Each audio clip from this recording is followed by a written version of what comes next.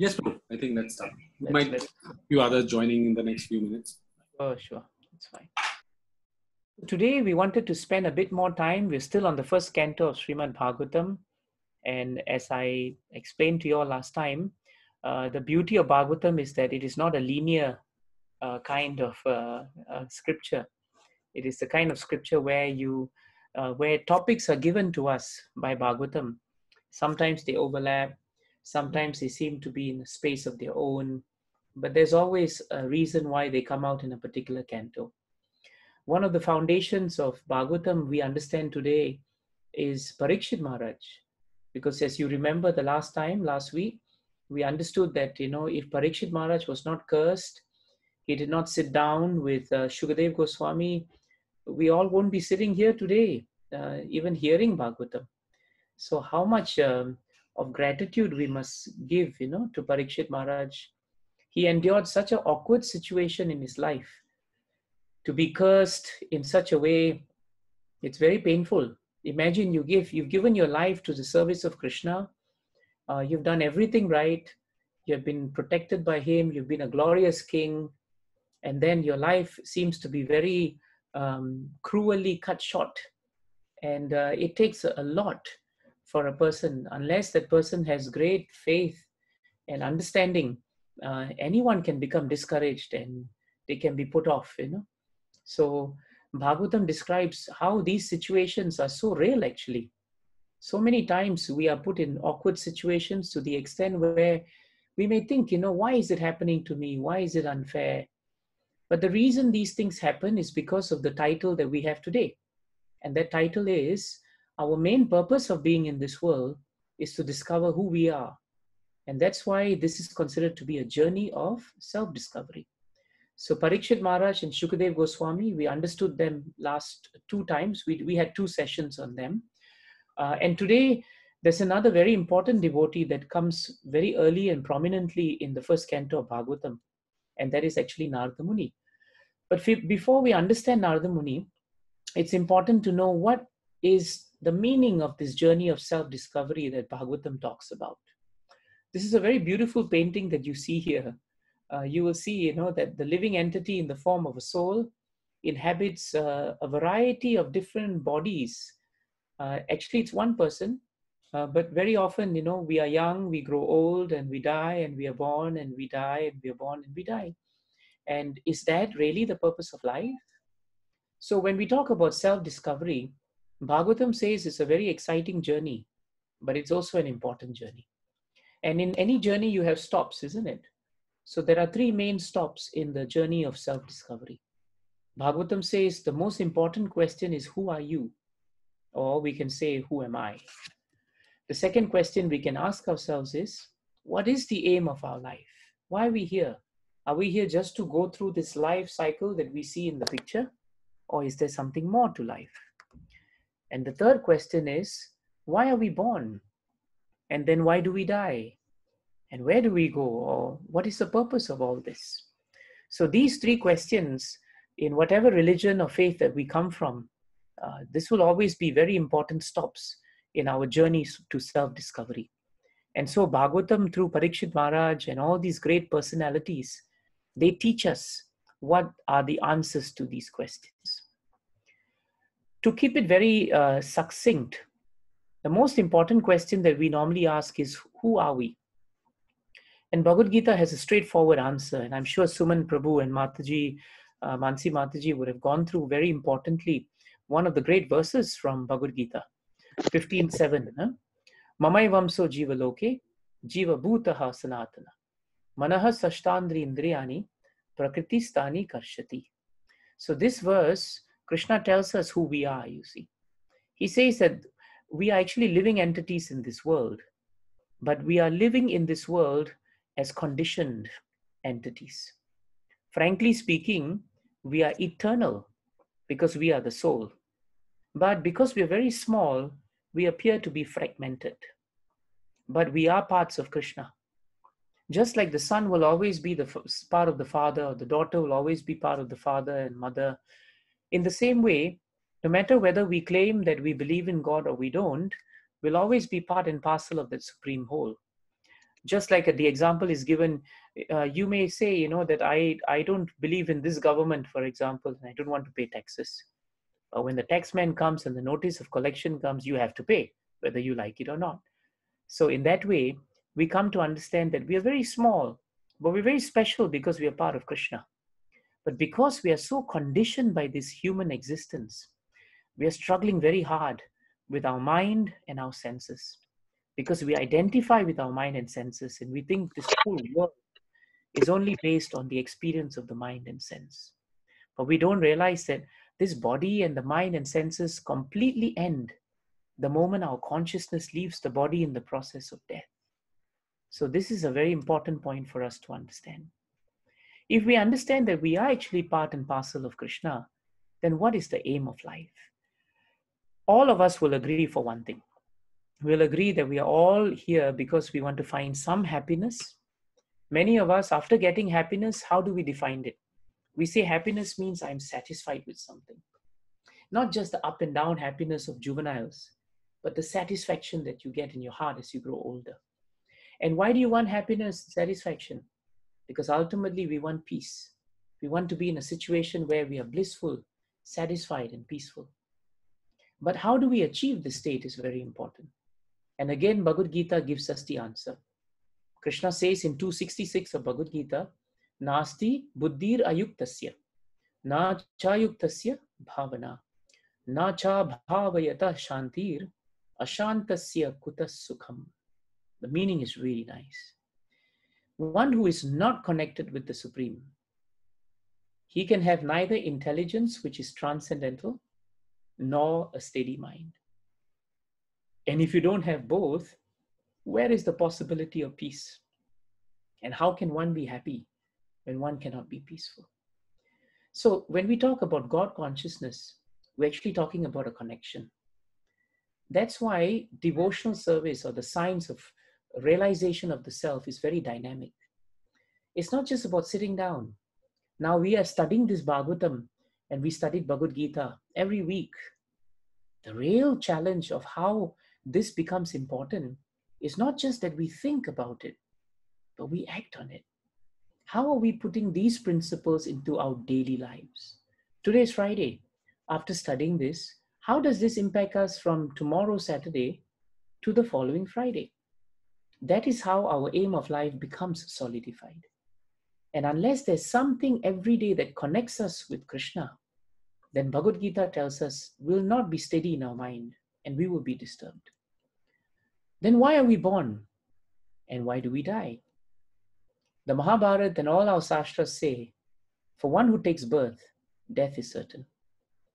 And the reason why we are born, we grow old, in between we fall sick and we die, is because we have forgotten our true identity as part and parcel of the Supreme Father.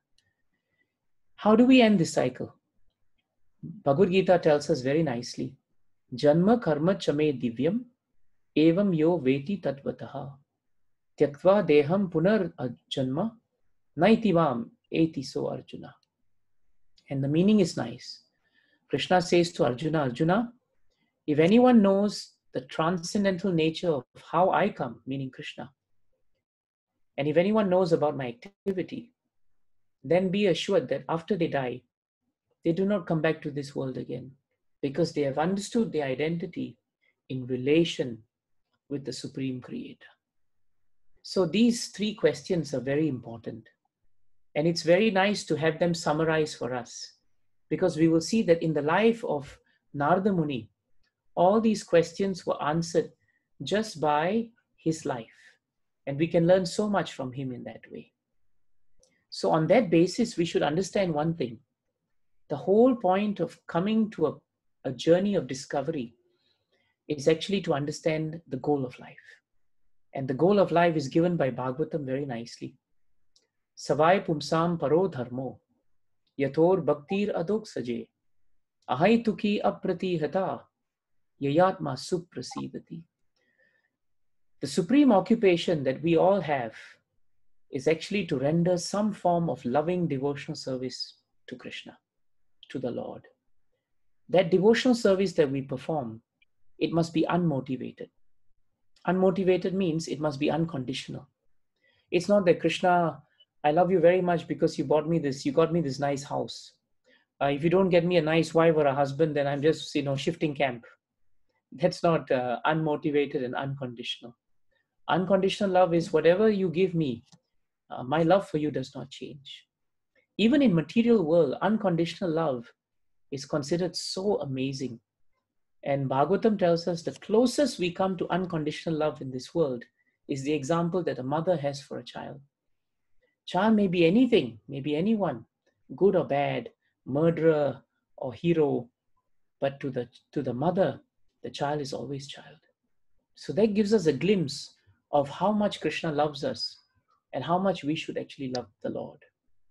And the moment our motivation to approaching the Lord is unmotivated, in other words, no conditions attached to it, then our devotional service will be free of obstacles and interruptions. Sometimes people say, why do I have so many interruptions in my devotional service? It's because we have not inspected our motive. When the motive in a relationship is correct, even in the material world, that relationship continues unimpeded. But when the motives are not right, the relationship eventually must break down. Even in material world, that concepts exist. So how much more then in the spiritual world? And the result of building up this journey in this way is the last line. Yayatma suprasidati. Only when we approach our life in this manner, making it the foundation of how we live, then only our self, the real self, can become completely satisfied. So I wanted to give you these verses, Prabhus and Matajis, because anytime you need to answer the fundamentals, you find actually that Sastras have the answers. Sometimes the problem with all of us when we're educated is that we come up with our own ideas in the name of logic and in the name of, whatever other arguments we may have. But if you were to go to court of law, for example, and you put forward a proposition, the judge will tell you, your proposition sounds interesting, but where's the evidence for it? You need to go back to find a precedent. Our precedent is the Sastras. The Sastras don't reinvent the wheel. They're eternal knowledge. So that's why for every proposition we put forward here, they must be backed up by Sastra. If they are backed up by Sastra, they are authentic. Otherwise, they're just coming another form of mental speculation. It has no potency. No potency. So this is why it's so important in Bhagavatam to know our verses. And that's why I always encourage devotees, pick up some verses that you like in our journey together. Learn them, meditate on them, and then act on them. You find it so satisfying. In your difficult times, these verses will become great sources of inspiration for you. And that's what happened to Narada Muni. And that's why we have this beautiful picture of Narada. And this journey of Narada Muni's self-discovery has so many lessons for us from the first canto. So it'd be nice for us to understand him. Let's find out who he is. The problem sometimes is Narada Muni is quite a character in movies. We have watched all kinds of movies as we were growing up, and many of these movies depict him as either a troublemaker or someone who incites inflammatory things in one party against the other. And sometimes he really looks like a joke. Until I began reading about Narada Muni from the Sastras, I had the same idea too. But who is Narada Muni according to all our Sastras? If you look at Bhagavad Gita, Krishna says in the 10th chapter that of all the sages of the demigods, Devatas, I am considered to be Narada. That's how potent Narada is. Bhagavatam says he's considered to be the greatest devotee in the universe. And he's considered to be one of the great 12 Mahajans. Mahajanas are considered to be the authorities on the science of God. And there are 12 of them. And one of them is actually Narada. And then you have a nice verse from Bhagavatam in the 6th canto, where Narada Muni is exalted as the father of devotional service. Father of devotional service. And he's referred to sometimes even as Bhagavan Narada Rishi. And normally we only use the term Bhagavan for Krishna. And yet, it is used for his great devotee. I guess I'm sharing this with you to make you understand and to make me appreciate and understand that we are talking of a very great personality. In the 6th canto, Srila Prabhupada says, the immediate spiritual master is the representative of Narada Muni. In other words, any one of our spiritual masters is considered to be like a representative of Narada. And there's no difference between his instructions and those of our present spiritual master. So Narada is considered a very, very great devotee. And if you read Bhagavatam, like we will do together, you'll find in every canto of Bhagavatam, Narada will make an appearance. At least that much is true. He always makes an appearance, and in Bhagavatam it is true. And he initiated and guided some of the greatest devotees of Bhagavatam. Vyasadev, the Prachetas, the Harshyavas, you'll know about them later on. Valmiki, Chitraketu Maharaj, the young boy Dhruva, whom you see in the picture, Mrigari, a famous hunter, Prahlad Maharaj, the son of Hiranyakashipu, and many, many more. So Narada is way up there. But what's interesting for us today is to understand that even though Narada is such an exalted devotee, he didn't start his journey as a devotee. In fact, he started his journey as a very proud materialist. And that's quite astonishing, actually. So let's find out about Narada Muni's background. We consider that to be the first life of Narada before, he came to that point where he becomes the great Narada. Bhagavatam tells us in a previous life, Narada was actually an ordinary person, but he was actually not born in this planet Earth. In Vedic cosmology, there are many other planets, and he was considered to be a celestial singer from a heavenly planet. We call celestial singers Gandharvas. In fact, even today, if someone says you sing very nicely, they probably say that you sound like some Gandharva, because Gandharvas are very expert singers. And he had a name. Bhagavatam tells us at that time, his name was Upabarhana. And this was a long time ago. It was before the start of this world as we know it, a previous millennium of Brahma. So the story in Bhagavatam goes that Upabarhana, aka Narada, but not yet Narada, was very respected, very admired. He was a handsome man. He had a pleasing, attractive bodily structure. Sometimes the words I use may sound a bit odd, but I'm actually taking them straight off from Bhagavatam. So that's why you have such words coming out. Sanskrit, it's a very flavorful language. So when you translate it, it comes out like that. Upabarhana was decorated with flower garlands. He looked very beautiful, and he had a pleasing personality. But the problem is, he became so enamored by his vanity, by his good looks, that he became very proud of who he was. And he was always hankering for fame and name and puja and pratishtha. In other words, he wanted people to adore him. But these hankerings, they never end, Have you noticed how sometimes if you want people to always like you, if one person likes you and the other person doesn't like you, it's not good enough. You want the whole world to like you. So that's actually a symbol of vanity. And Narada, as Upabarhana, became caught up with that. So Bhagavatam tells us one day, Upabarhana and the other Gandharvas, they were invited to a party. But it was a beautiful party. It was a party known as Sankirtan festival. In a Sankirtan festival, everyone comes together. And sometimes what we do in programs, that's the festival. We come and we sing the glories of Krishna. And here, Upabarhana was one of the greatest singers. And he was supposed to sing the glories of Krishna. Who invited him? The people known as the Prajapatis, they were the ones who invited him. And they were what we call the progenitors of the universe. They were great devotees of the Lord. And they organized this big function. And they said, Upabarhana, please come. Utilize your singing talent and sing for the glory of the Lord. Unfortunately, Upabarhana became intoxicated. And after becoming intoxicated, he was blinded. He thought his God-given talent was just his talent. And he became so proud. And in the company of women who enjoyed him, and his company, Bhagavatam tells us he sang, but he sang the glories of everyone else, like the Devatas. And he even sang his own glories, but he completely ignored the Supreme Lord. So, for example, if you invited me for Kirtan and I sing a pop song, you're going to be very upset with me. Or if you invite me for Kirtan and I compose a song meant to glorify me, I think I'll never be invited again. So the Prajapatis became very angry with him and they forcefully cursed him.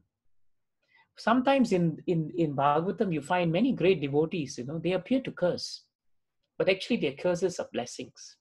It's like a slap on the wrist to wake you up.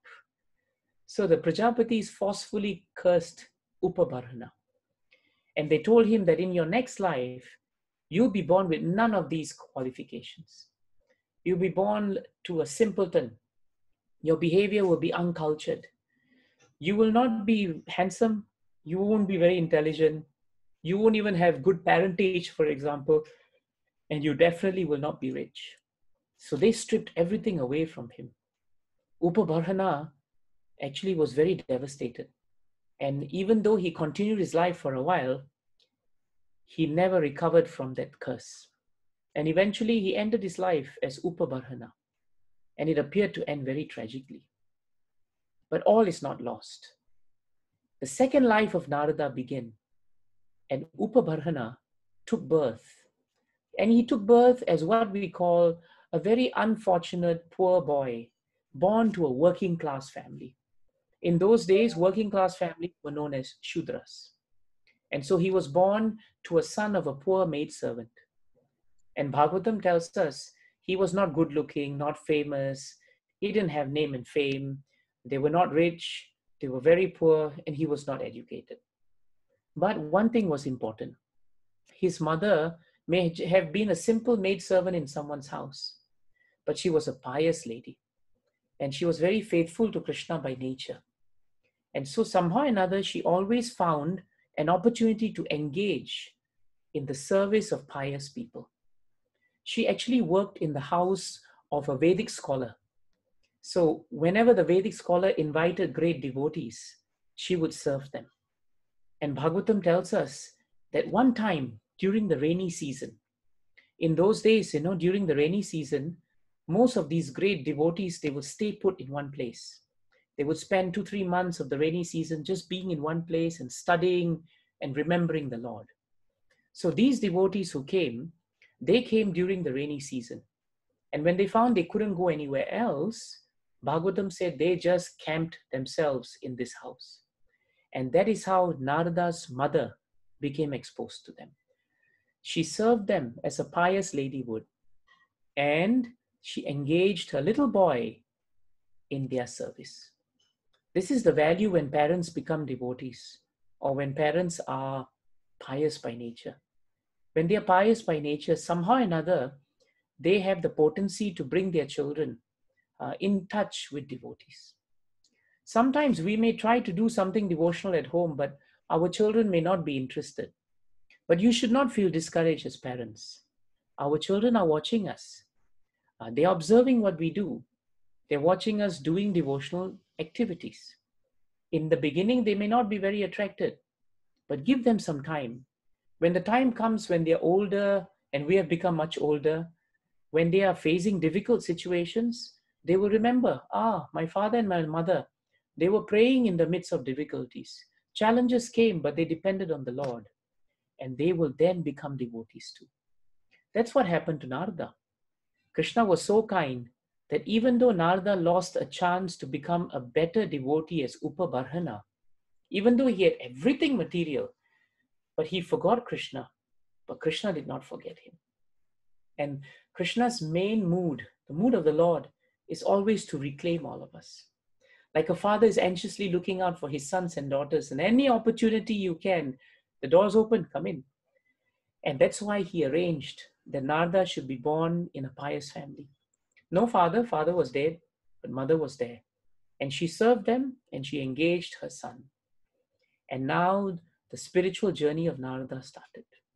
Why? Even though these great saints were very, very elevated souls, they had a very nice nature. They treated everyone equally. They were very impartial. In Bhagavatam, there is known as Samadarshinaha. But when they saw this little boy who was so earnest and trying to serve them with his mother, their hearts were filled with compassion, and they blessed the boy. And they gave him what is known as mercy. Mercy of great devotees in Krishna is a very important, subtle component for success in devotional service. And because they blessed him, the boy's character, through their association and their blessings and all their effort they put on him, it blossomed. His character blossomed. Bhagavatam said he became more self-controlled. He had not much attachment to material things, even though he was a young boy. He was not so naughty as not to listen to them, and he did not speak more than was required. One day, just once, look at that spread of prasadam. That's the thing we're missing in all these programs, right? But never mind. Bhagavatam is also prasadam. One time, these great devotees were having prasad. And when they finished, they had some remnants left on the plate. Narada, the little boy, he asked them for permission. Can I take some of your remnants? And they allowed him. And just by taking the remnants that were touched by these great souls, all the sins that Narada had from previous lives, they were all eradicated because of the connection to the Supreme. And the moment that happened, his heart became purified. And Narada began serving them more and more. So you see the process. The process is association as a journey. After association, service is there. When service is there, purification comes. Then mercy of the devotees also comes because of the mood of your service. And Narada became very attracted to devotional service. Very attracted. So then what happened?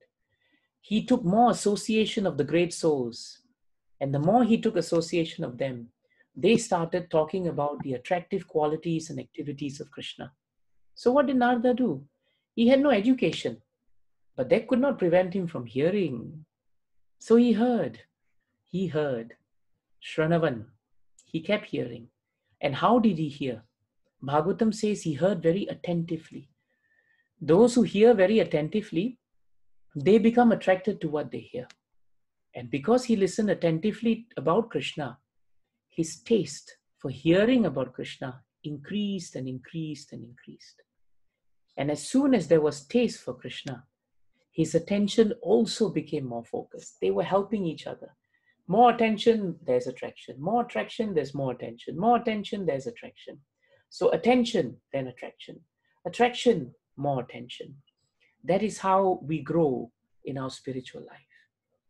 And as the taste to hear developed, this little boy Narada realized that all these years, all this time, he had always thought that this body was his, but actually it is temporary, and he had forgotten his true nature. So now, Narada begins his very important journey. 2 seasons of rain and autumn, he constantly heard these wonderful devotees. And he also began to have the feeling of devotional service. And because he had that, Bhagavatam says that whatever passion and ignorance that he had, we call it tamogun and rajogun. They begin to leave the boy. He became so attached to the sages, and it changed his behavior. And this is the beauty of studying and then acting on spiritual life. When you act on spiritual life, you will find that even our characters change. Because Krishna and the great devotees have a great impact on our hearts. And these great souls, because their behavior was so exemplary, Narada also followed their behavior. Have you noticed how children imitate us? They have this habit, isn't it? If they see us carrying japa bag at home, when they're very young, they will also carry and pretend to chant. This is the value of association. So their behavior changes also because we are setting the example. So because the Bhaktivedantas or the devotees were gentle, Bhagavatam tells us Narada also became gentle. And all his sins from the time of Upabarhana, they began leaving him. And in his heart, instead of all the sins being there, strong faith began to grow. And he naturally controlled his senses. And he strictly followed the instructions with his body and his mind. What a beautiful scientific process. And now the journey of Narada becomes dangerous. These great souls eventually came to the time when the rainy season had finished and they were going to leave. Just before they left, they imparted all transcendental knowledge that they had to the boy, and they initiated him into devotional service. In other words, they became literally like his spiritual masters. And so when they left, Narada passed his time, but he passed his time like a boy would, in the affection and protection of his pious and simple mother. And his mother, being a mother, tried very hard to protect this boy because Narada was just 5 years old, Bhagavatam tells us. 5 years old, very young. And he had no one else with him. But one night, his mother went out to milk a cow, and she became fatally bitten on her leg by a serpent. And she died. Bhagavatam has a nice way of putting it. That's why I've reproduced it. She was killed by a serpent, but the serpent was influenced by supreme time. Meaning to say, sometimes in devotees' lives, calamities or awkward and dangerous situations can come. But for a devotee, they are not seen to be impediments, but they become opportunities actually. The mother's time was up, and Krishna arranged in such a way that she should leave and be separated from Narada. But she was a great devotee before she died. And that is why Narada's first spiritual master actually is not even the great souls, but it's actually his mother. And because of his mother's devotion, Narada became a devotee of another devotee. So how did Narada react to his mother's death? That is a very important point. Bhagavatam tells us he was very inexperienced and he was very young. But because he had had the sadhu sangha of the devotees, Krishna gave him the intelligence to realize that this must be the mercy of Krishna, and that Krishna has some plan for me. So he left the house because there was nothing for him there. He traveled through forests and cities, and finally he came to a beautiful forest where he sat down to meditate on the Supreme Lord.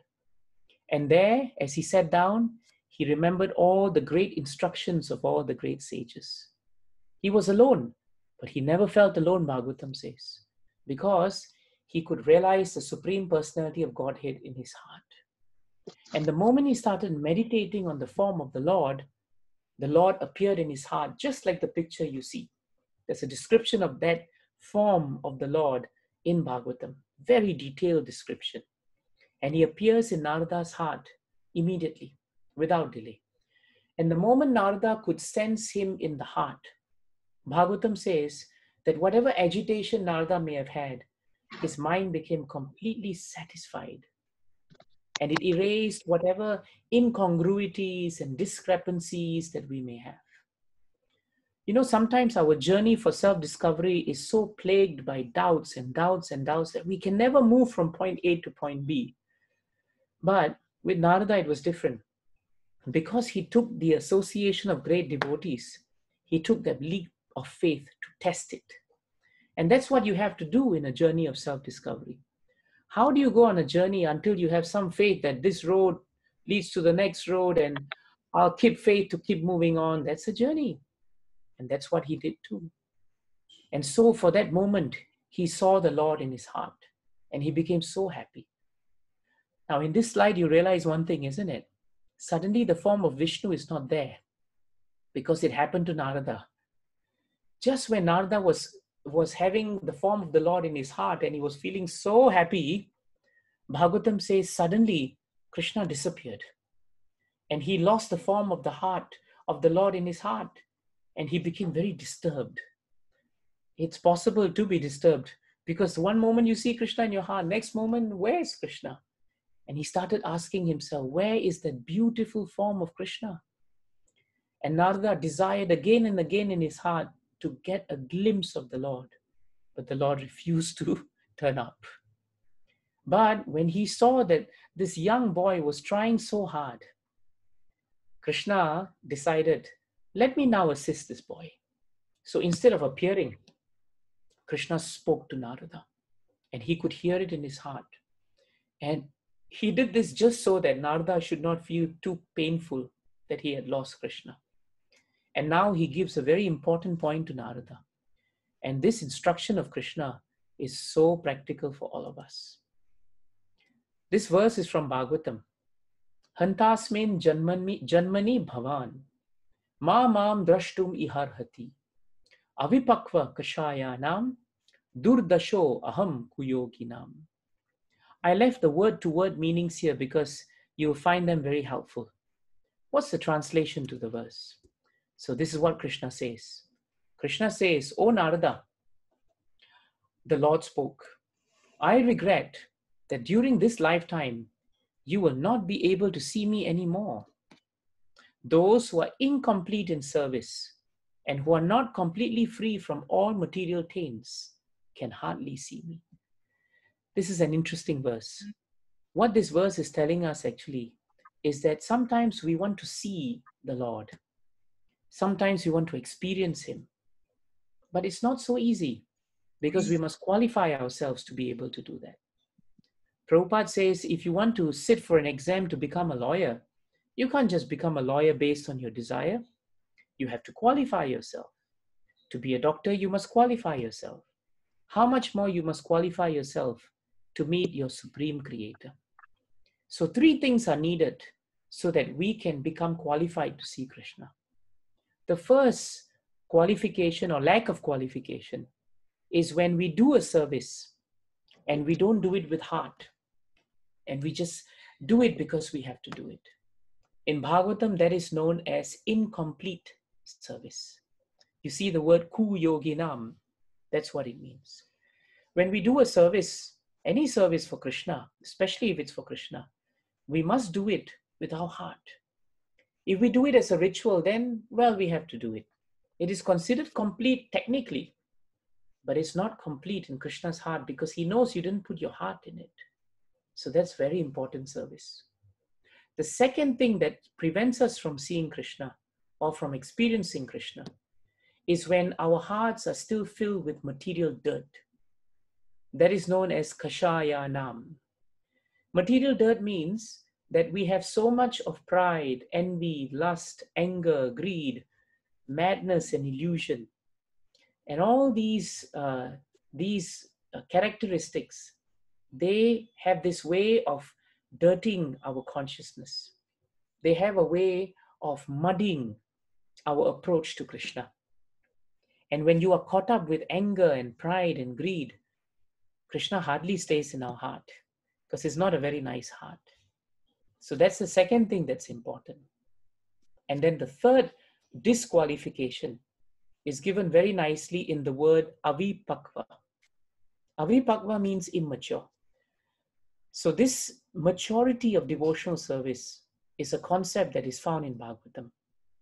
When you say someone is mature, it means that that person not only can understand something theoretically, but maturity means that person understands the value of practicing what that person is thinking or theorizing. That is the Bhagavatam meaning of mature. A mango which is not mature doesn't taste good, even though it's mango. But a mango which is mature and ripe, it tastes so good.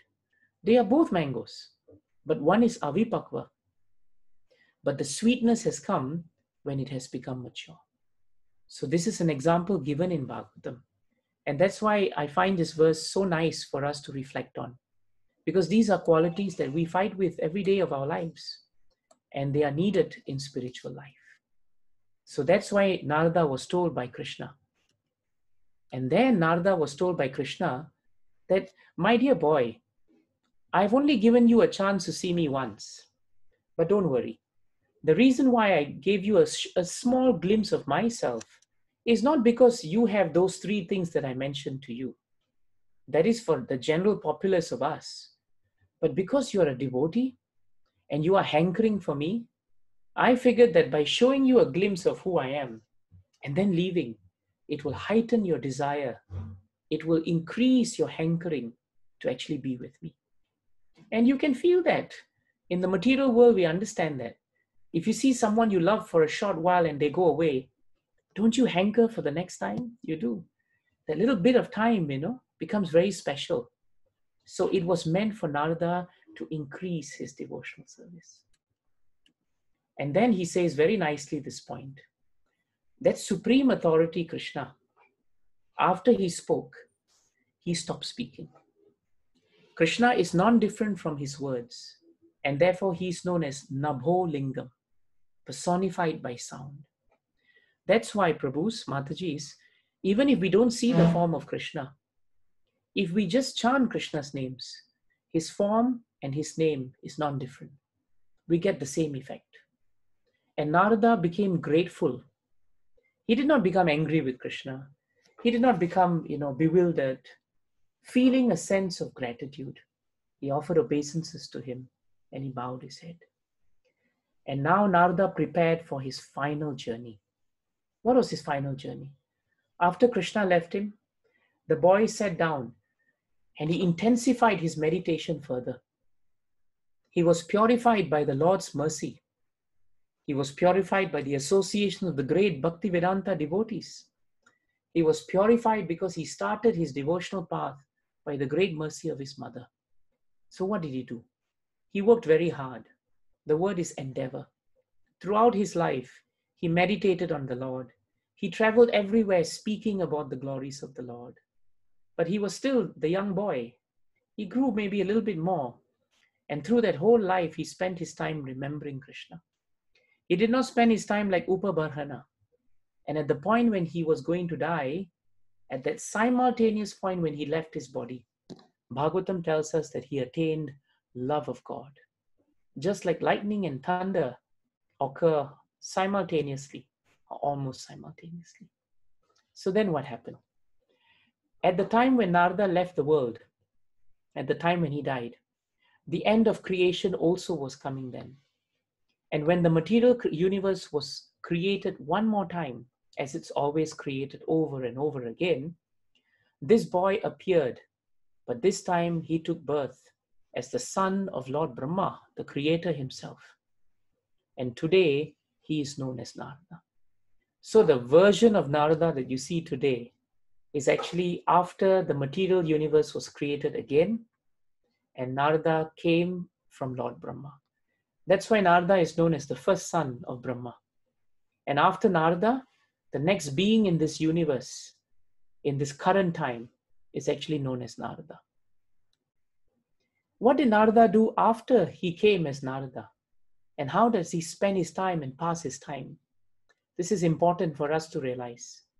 You see, we all are passing time in one sense, isn't it? When you use the word pastimes of the Lord, you refer to them as leelas. But you and I also have to pass time when we are living in this world. But have you noticed when you talk about your pastime or I talk about my pastime, only those near and dear have the patience to hear us. Very often, even they don't have the patience, but they have to just sit and tolerate. But that's it. But when we want to hear the pastimes of Krishna, we can hear it over and over and over and over, and still we are not tired.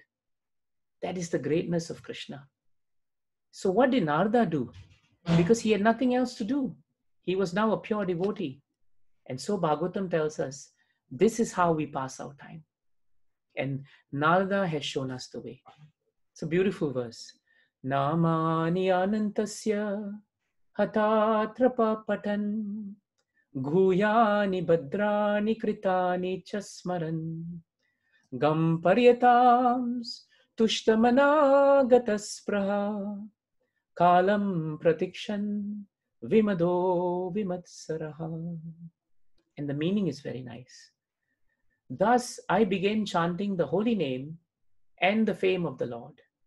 So Narada said, that is how we should pass our time. We have our duties. Please do your duties. But in between your duties, always remember, Krishna is in the mantras. Remember we discussed that? He is the wanderer and he's always in all these mantras. So, for example, we can learn this mantra, all of us. And every day, in between our work, we chant.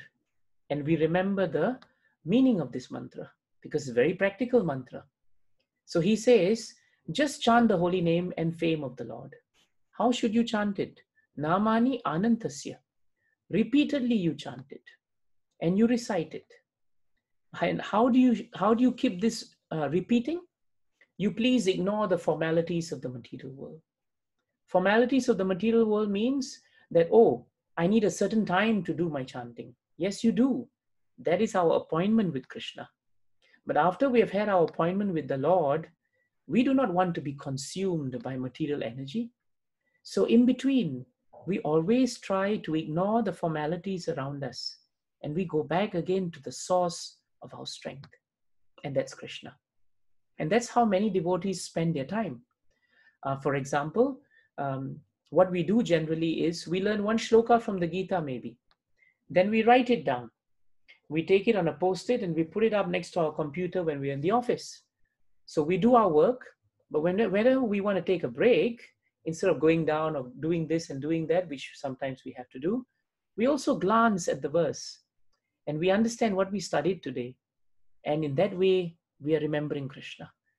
It's like putting photos of those you love on your table. Even though you're so busy, isn't it true that very often we just take the little side glance, at those whom we love, and it gives us strength. We can continue a bit more.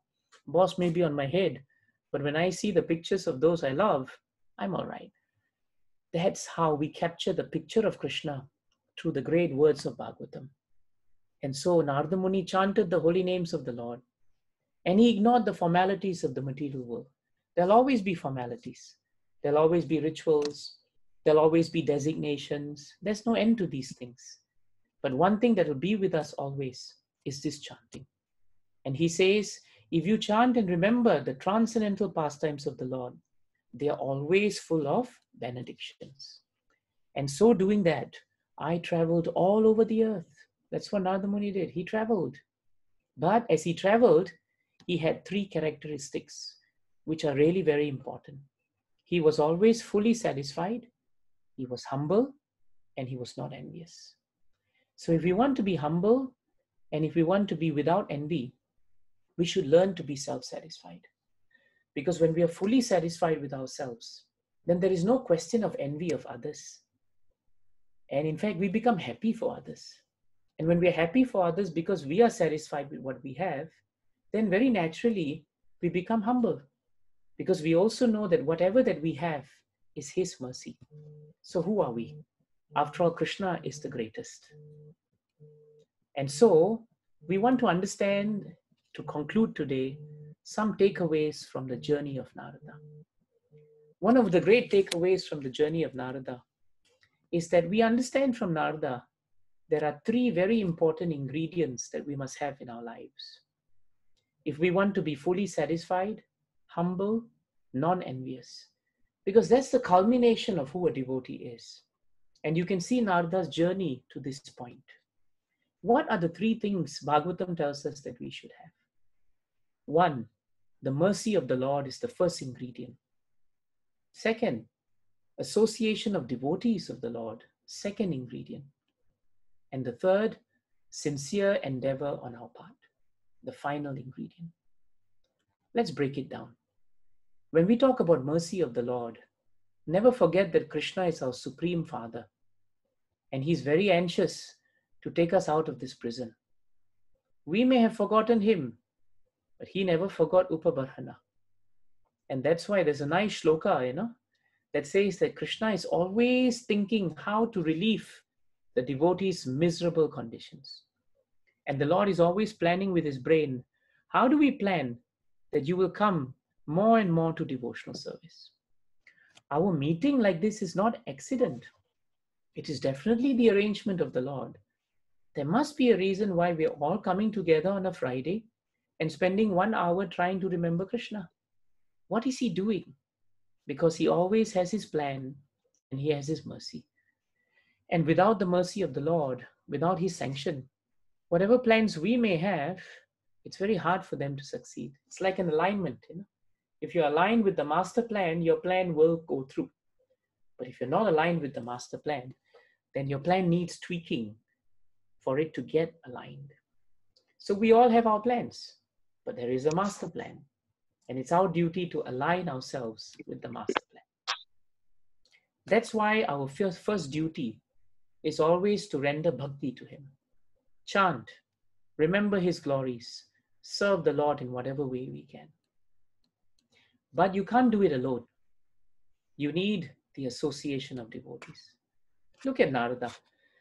Krishna became so pleased not because of only the fact that Narada worked so hard.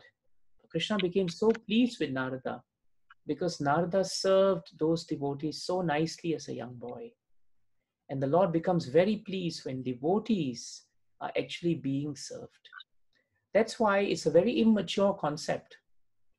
When we pray to the Lord in the temple and we behave very badly to the living entities, we forget that the Lord is in the hearts of the living entities. And how much more will he be in the hearts of the devotees? In fact, devotees are very often kinder than Krishna. It is stated that Krishna is a bit strict, but devotees like Srimati Radharani, they are always praying and finding some good quality in you. The moment they see a good quality in you, what do? They immediately encourage you to come to Krishna. So association is very important. It is said actually that even a moment's association with a pure devotee is enough for us to become inspired. In the company of drunkards, whether you like it or not, you can become a drunkard. In the company of saintly persons, even if you're a drunkard, you could become saintly. Don't we worry for our children's company all the time? We are so careful to speak in a certain way. They go out and they come back and suddenly their language is completely different. And we get worried because of association. So association is very important. And we should never underestimate the power of good and the power of bad association. Bad association we should be careful. In the company of those who have no faith, we become faithless. But in the company of those who have faith, we will grow faith also. That's how faith is created. And the last point, even with all the mercy of the Lord and all the association of the devotees, there must be endeavor on our part. Endeavor means we must put in some hard work. You all know, you're all successful. If you depended on everyone and didn't work, where would you be today? So success, an important component of spiritual success, is also your own endeavor. That's why in this verse, it is very nicely stated that if you want to see Krishna within a short time, then all you have to do is this. Hear Bhagavatam regularly. That's what we're doing anyway. Regularly means at least once a week. Then take the matter very seriously. That's the meaning of the word granatascha. Granatas means endeavor. You can only endeavor if you take a matter seriously. Otherwise, where is your incentive to endeavor? So we have to instill in our hearts how serious we want to be. And on that basis of sincerity and seriousness, then you'll find endeavor becomes very natural. And those who work very hard, Krishna becomes very attracted. He sees the devotee who's very sincere and trying, and Krishna gives his mercy, and he sends devotees. See, even Upabharana, who was born to be what I would call a very celestial person, devotionally inclined, even though he forgot Krishna, but Krishna did not forget him. So, even if someone doesn't put in endeavor and Krishna is there, how much more will we progress when we put in endeavor? So we should try, and the results should be in his hands. And that is the golden formula for this journey. If you ask me, when I always read about Narada Muni, I find that his journey gives me courage and confidence. Because he started as Upabharana. And at that time, he was supposed to be a very strong, wise, and powerful Gandharva. And all Gandharvas were devotees. But instead of controlling and using his senses for Krishna, he used it for himself. And he became a slave. But Krishna never took it seriously. In fact, Krishna changed his life. Through the Prajapatis, he got cursed to become a young boy with nothing. But that curse turned out to be a blessing. And that is why for a devotee, even a difficult situation can be turned into an opportunity. Remember Vritrasur? How he saw the fight with Indra as a source of opportunity for him to remember Krishna. And true enough, in Narada's next life, Lord gave him mercy through the great association of pure devotees. And this boy reciprocated with sincerity, endeavor, and service. And that's why he pleased Krishna and he pleased the devotees. So in conclusion, all our journeys begin with fault. In fact, it is stated actually in Shastras that this Kali Yuga is an ocean of fault. It's an ocean of fault. So all our journeys begin with fault. But we should not be picking on each other's faults.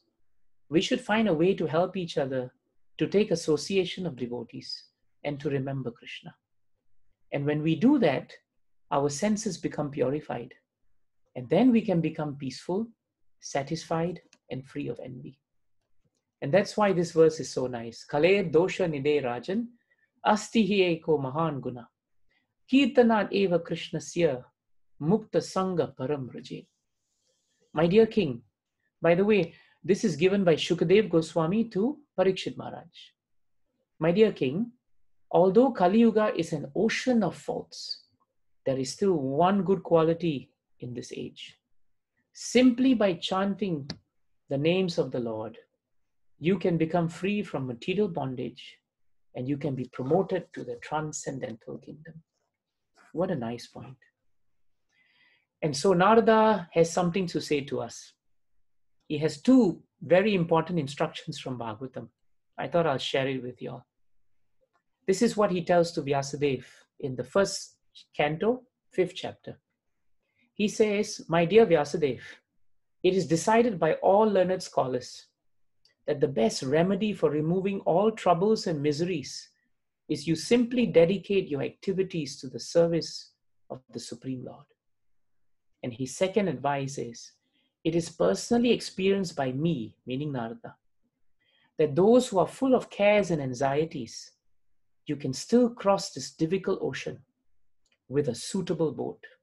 And that suitable boat is the constant chanting of the activities of the Lord. Narada Muni ki. I invite questions, queries, realizations, ideas.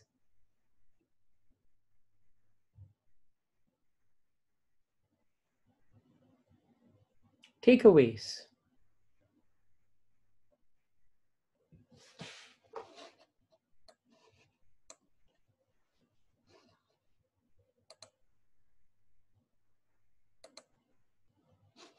If you were to take away any one thing from here, what would you take?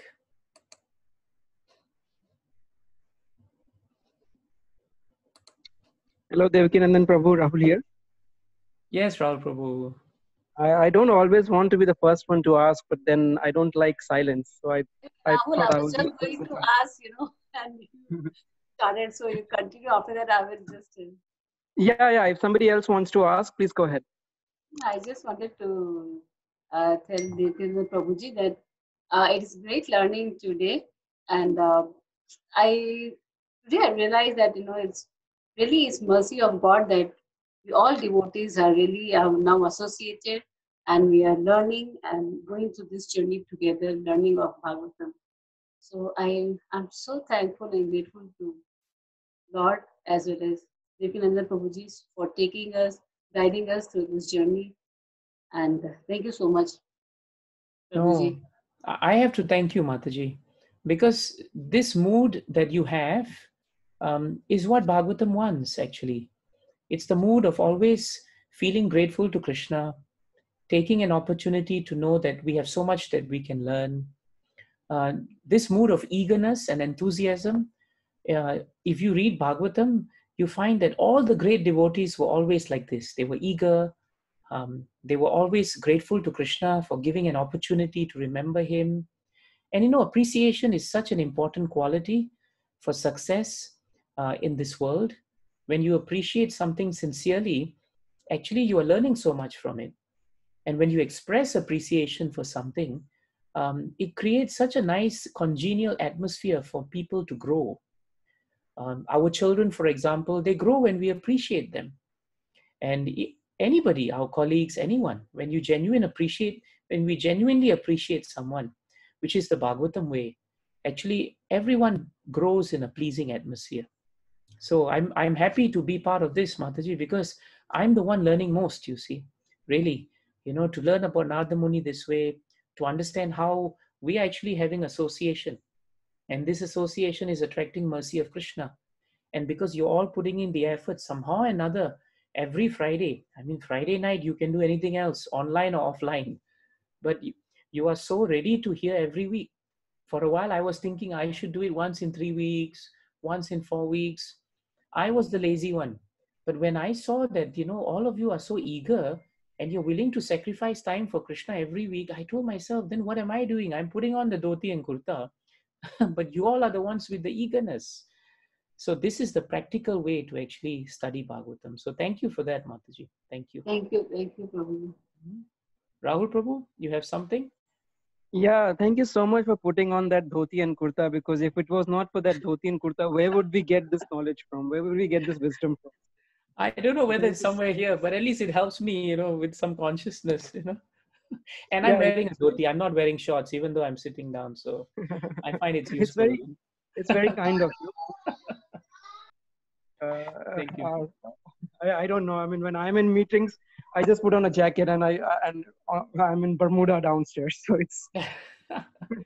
One thing Prabhupada writes in the purport in Bhagavad Gita, he says that it's so important actually, clothes actually change your consciousness, they influence you. He said a policeman off duty and a policeman on duty, even though off duty he's alert, but there's a difference when he's on duty, because when he's on duty, he knows whether he likes it or not, everyone's watching him, he has to be alert. But if he's off duty, if he's a bit negligent, he may hide behind it unless he has some moral.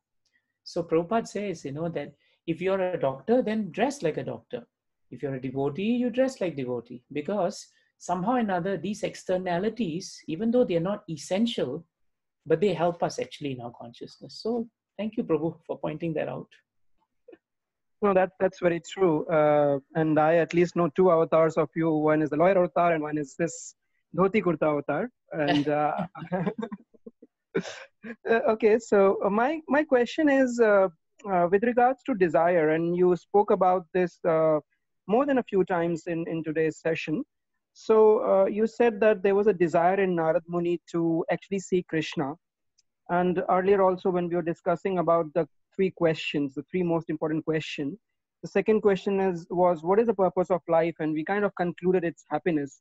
So my question is with this thing called desire. So if you have desire to see Krishna, or if you have desire to be happy, at what point that desire itself becomes a misery, which kind of became in the case of Narad Muni, because he had desire to see Krishna, but he did not probably have enough balance in his karma account to see Krishna. So I'm trying to understand where is the balance between your desire, and what you may get.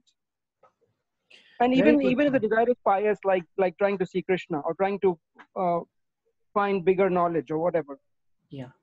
No, this is nice point. This is actually a very deep topic. But to put it very simply, all the great scriptures conclude one point on desire.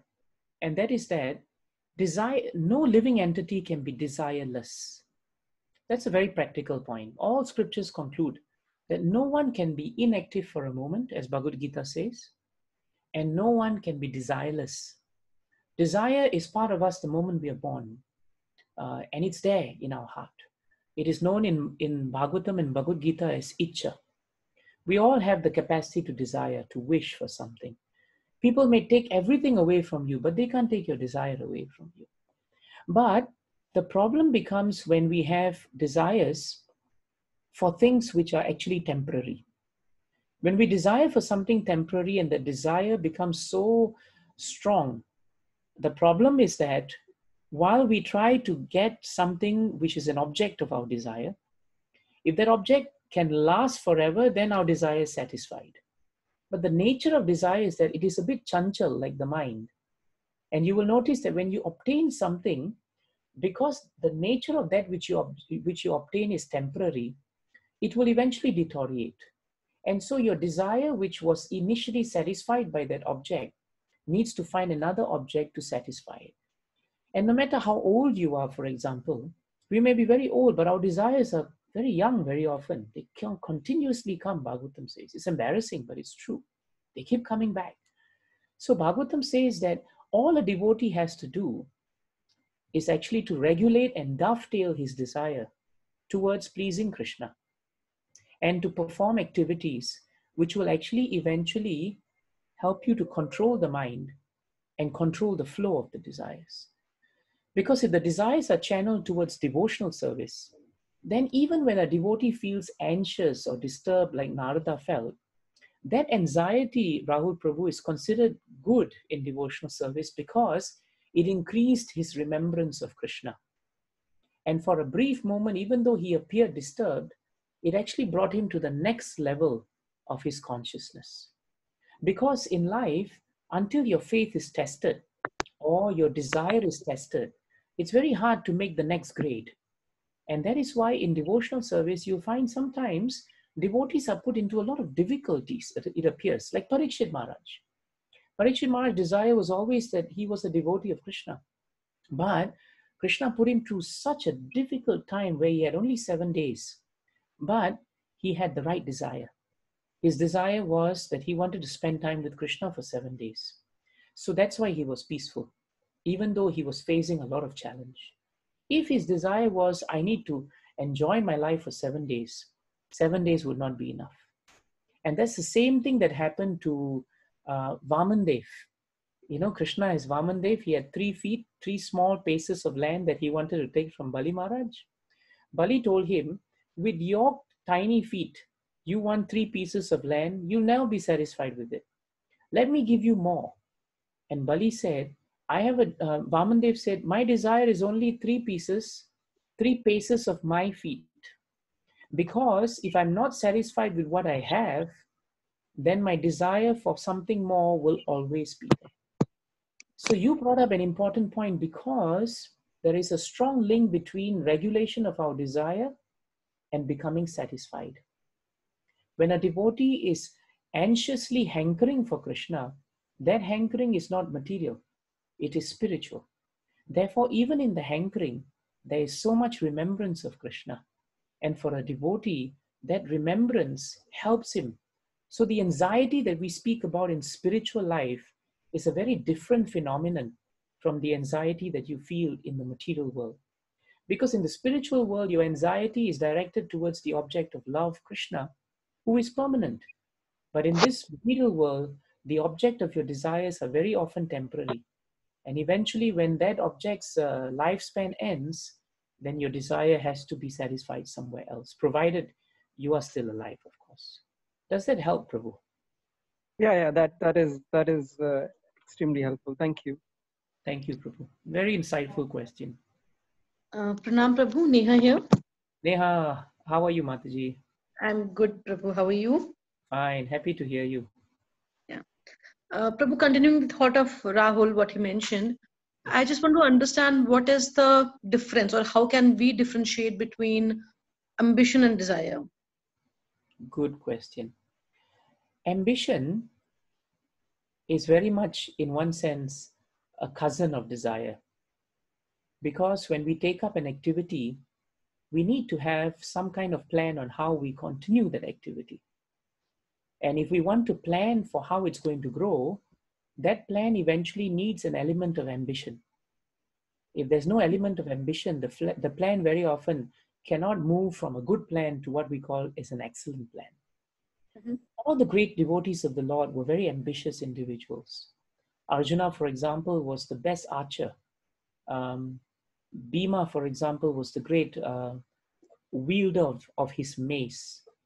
Yudhishthira Maharaj, was an expert in administrative affairs. Nakula and Sahadeva were very expert with the horses.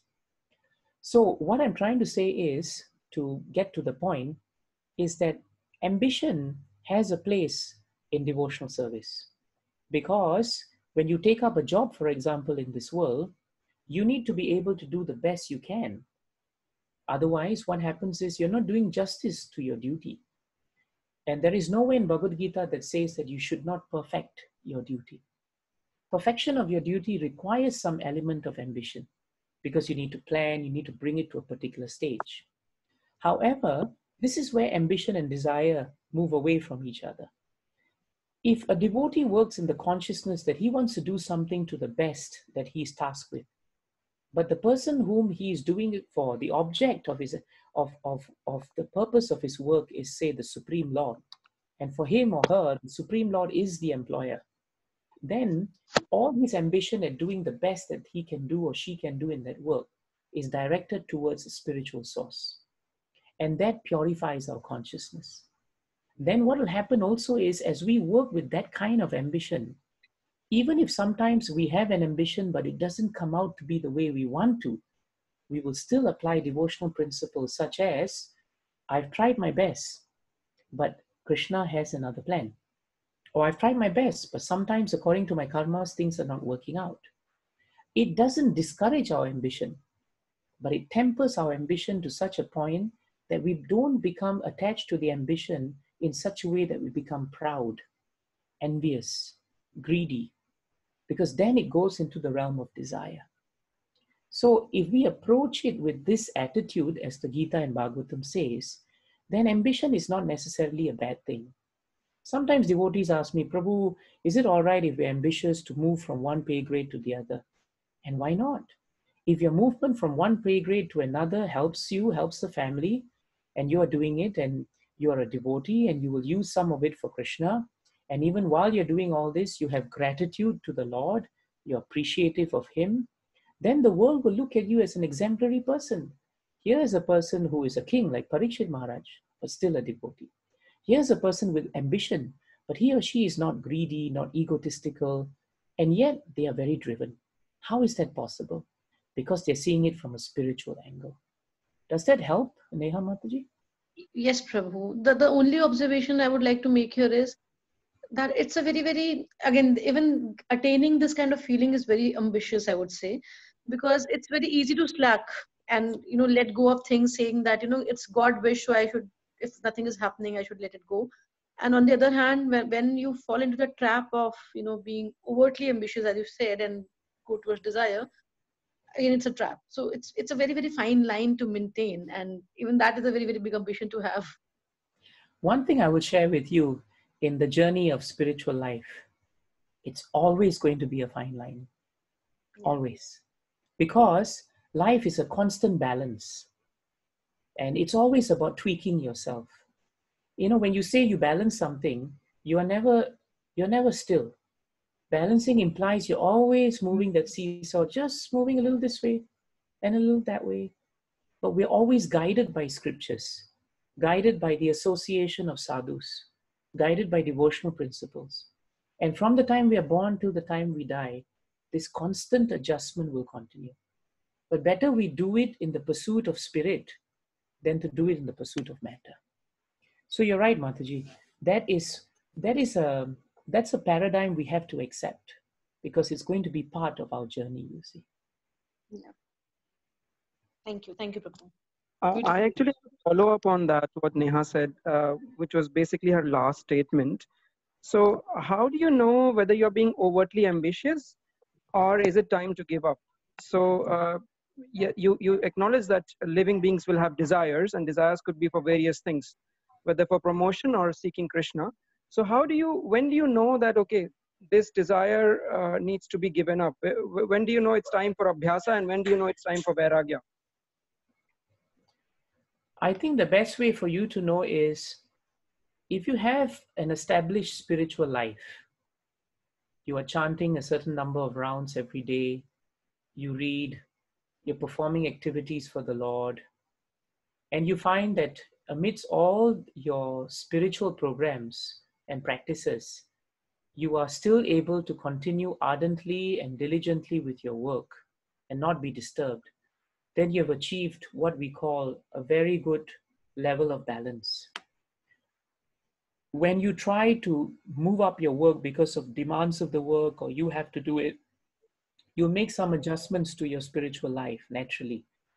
But because your spiritual life is also part of working, Prabhu, if you find that you can still continue to push yourself up in your work and your ambitions, but you're still able to maintain a spiritual consciousness, then your desires are not overwhelming your spirit. But if it comes to a point where you're unable to control yourself and you find I'm completely being washed away and I have forgotten Krishna, or I've come to a point where I say, you know what, I'll just drop this whole spiritual thing and continue to do that. And once I'm done with that, I'll come back to this. That's a good symptom, or that's a good indication that, you know, your desires have come in the way of what we call a peaceful life, where you're actually moving both in a very consequential and dedicated and mature manner. I find this happens a lot with many devotees. When they find that they've become so disturbed that they can't even sit down to chant their rounds because work is consuming them, then it's really time for them to understand whether it is the work, whether it's the ambition. But there'll never be a clear answer for each person, or rather there'll never be a clear answer for everyone. No one answer fits everyone. But generally you will know desires that can never be fulfilled, and I'm using Bhagavatam now, desires that can never be fulfilled no matter how much you try to fulfill them are desires that should not be fulfilled. It's an interesting term. How would you know? You probably know based on your time, your place, and your circumstances. But it's one of those aphorisms from Bhagavatam that comes actually. It needs to be tested. Thank you so much. Thank you, Prabhu. Prabhu, Neeraj here. Hari Bol. Yes, Prabhu. Prabhu, just on the question that Mataji asked before around on ambition, I think one of the things, at least, what I've heard from is that effectively one way to look at this is that you see things with the lens of duty, and probably look at it saying that if you're, let's say, at work, and if your job is to, let's say, drive sales for your company, then that's your duty. You drive that to the best of your ability. And that could be ambitious, but it's still, you're doing it as part of your duty. So it's not necessarily gets tagged back as a desire or something. So it's probably, that's one way to probably look at it. Would that be right? Absolutely. Very good point, Prabhu. That's the meaning of prescribed duty in Bhagavad Gita. When we use the word prescribed duty, it means right now, what is your duty? If your duty is you are a lawyer or a doctor, then be the best doctor and best lawyer you can be. But always remember, who is your employer? Your employer is Krishna. And who are you working for?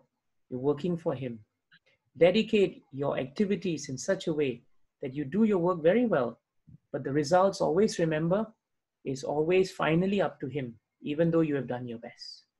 That's why in Bhagavad Gita, there is a nice verse, 5:10 of Bhagavad Gita. And there, Krishna gives us the secret to work. He tells Arjuna, Brahmani adhaya karmani.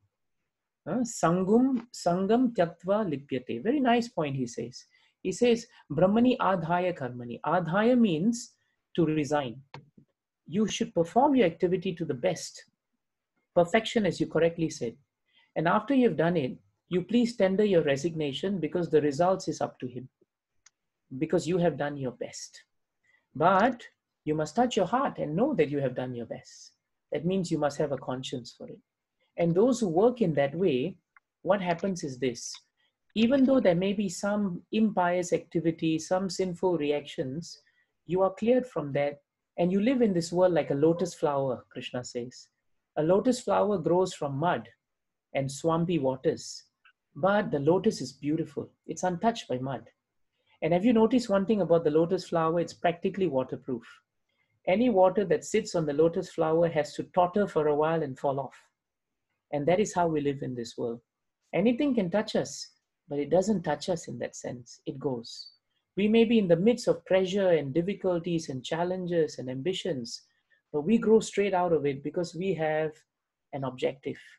And once our goal of life is clear, then, Krishna's mercy, association of Bhagavatam and the devotees, and this right thinking, which you have suggested, and which is actually from the Gita, is the royal road for our journey, you see. So that's a very nice point, Prabhu. Thanks for sharing. Thank you, Prabhu.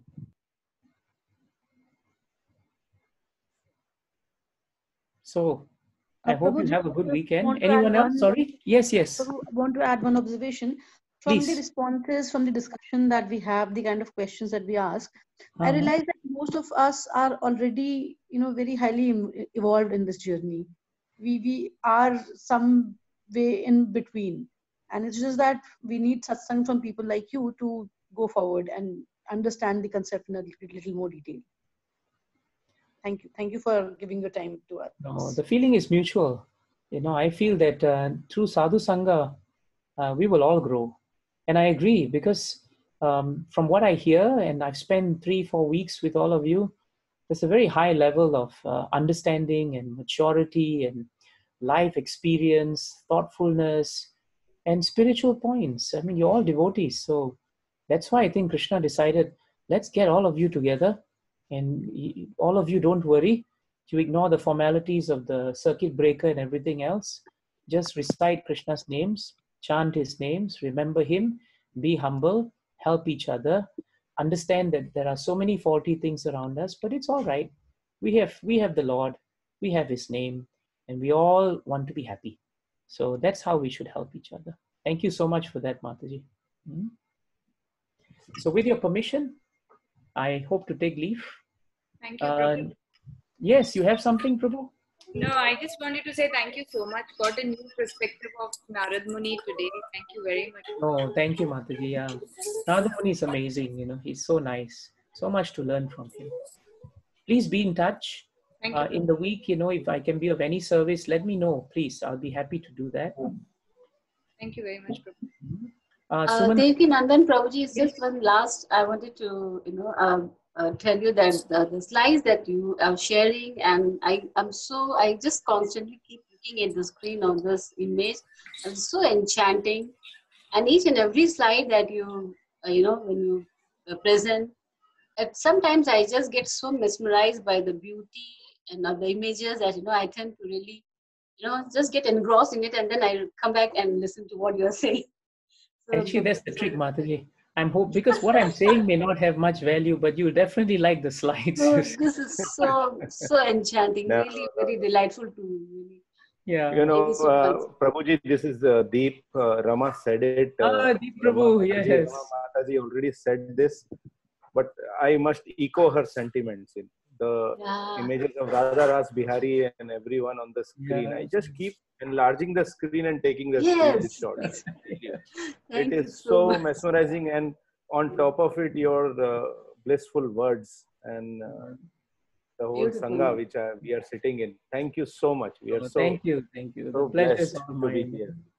Let's pray for each other. No? This is what family is, We take care of each other. We pray for each other.